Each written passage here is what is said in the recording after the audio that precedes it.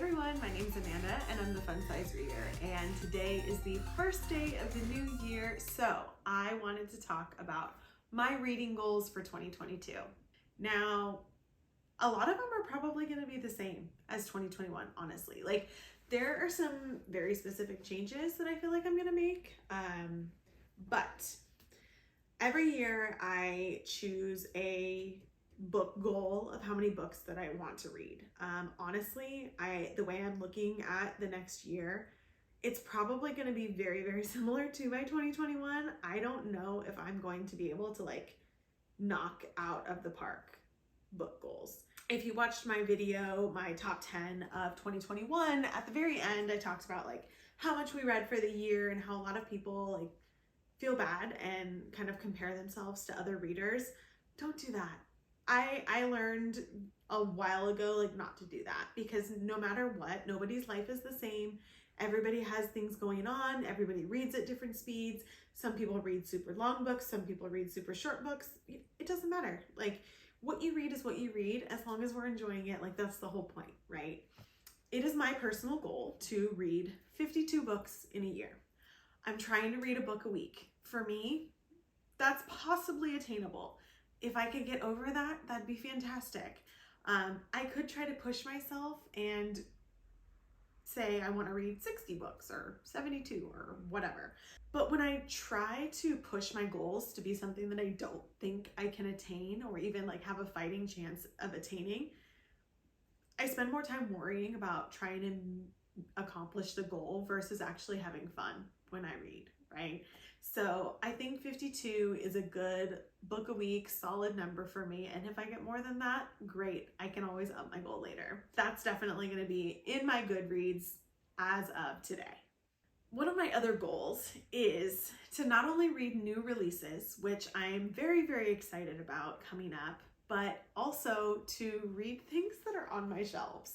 I know you guys see these behind me in all of my videos, and they're freaking full. I need to clean them out.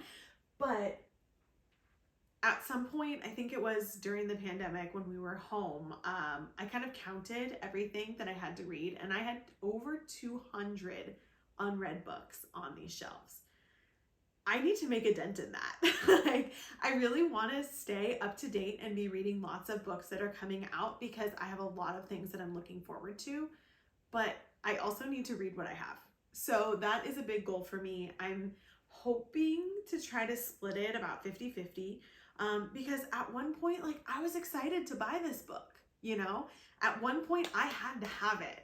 So I'm really going to try to make a dent, finish up some series that I've been putting off because I always put off last books, start some new ones that I've had sitting on my shelves, and obviously get to the new releases as well. But let's see if I can clear some of this up.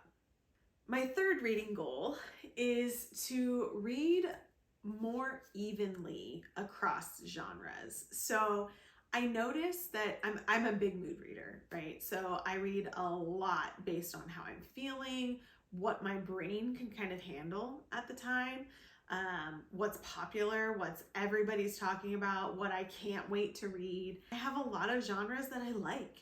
And when I was looking back on my books of 2021 and I was trying to figure out which ones I thought were the best, I noticed that I really did not read very many different books. I read tons of romance and I read tons of fantasy. Now, fantasy takes up the majority of my shelves, it's the big chunk of them, because I love fantasy. But I want to kind of spread it across a little bit. I used to love reading historical fiction. I used to love reading mysteries and thrillers. I read 3 last year. Where did they go? So that's my goal, is to try to read a little bit more of other genres.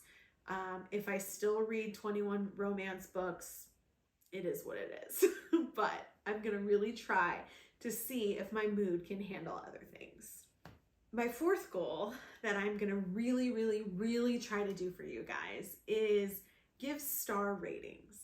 I stopped doing this a long time ago because I felt like I struggled in finding a star that I thought fit. I would look at other people's stars and be like, well, why did they give it this star and I gave it this star? Like did I miss something? Or I liked it way more than this person, like based on my stars, you know? But a lot of people judge books based on how many stars did someone give it. So I'm really gonna try to do even at least a quick rating on my Instagram of stars. I'll try to make sure I include them in my videos as well, but I like to give more in-depth talkative reviews to you guys, just like I would talk to anybody that I met or my friends or my family. Like I will talk about the book. So I'll try to give them stars. Typically the star scale that I stick to is 1 star, means that I didn't like it at all. Didn't like it. I tend to not rate books with a star that I DNF'd. So if it has a 1 star, I really just didn't like it. 2 stars, it was okay. And that means that I probably wouldn't like rave about it to people. It was fine. It was all right. 3 is I liked it. There are a lot of books that like 3 stars to me is a good rating. I liked the book. I didn't love it, but I liked it. It was good, right? 4 stars is I really liked it. It was more than just liked, but there was something that just didn't push me over the edge for it, which brings me to 5. 5 is I freaking loved it. I didn't want it to end. I was raving about it. Everybody must read this book. Now, my caveat to my star rating is that it's how I feel, right? It by no means should keep people from reading it if they want to read it. Like, it's how I felt. But just because I didn't love a book doesn't mean that somebody else wouldn't. There are books that all of us will love. There are books that none of us will love. There are books that some of us will love that others won't, and vice versa. Like, my star rating shouldn't be an end-all be-all of someone not reading a book. Like, it's me personally. I may have personal reasons why I gave it a 1 or personal reasons why I gave it a 5. Like, it's just how it makes me feel. So that's kind of one of the reasons why I kind of stuck away from star ratings, but a lot of people love them, so I'm really gonna do my best to get them to you guys this year. My last goal for reading in 2022, and this is more just for like all of my social media about books, is I am going to really, really, really try hard to write my reviews into Goodreads. I was really good for a long time. This past year, I've sucked at it. So that kind of goes along with the star rating, so I'll do the stars, but also actually write reviews because I like talking to you guys about it. Like, I like speaking and actually getting my thoughts out. Sitting down and writing a review after I've recorded a video for y'all is hard because I say so much and sometimes I'm all over the place and that just isn't a cohesive like read review. If you have any opinions on like what you like to see in a written review on Goodreads, leave them in the comments. Give me some ideas on what you guys want to see, and maybe that will help me make it more succinct and readable. But I'm really, really, really gonna try to get them posted. I don't know how timely they will be, but hopefully they'll be done. That's it for my goals for 2022. To me, I feel like I can do them. I might fall behind on some.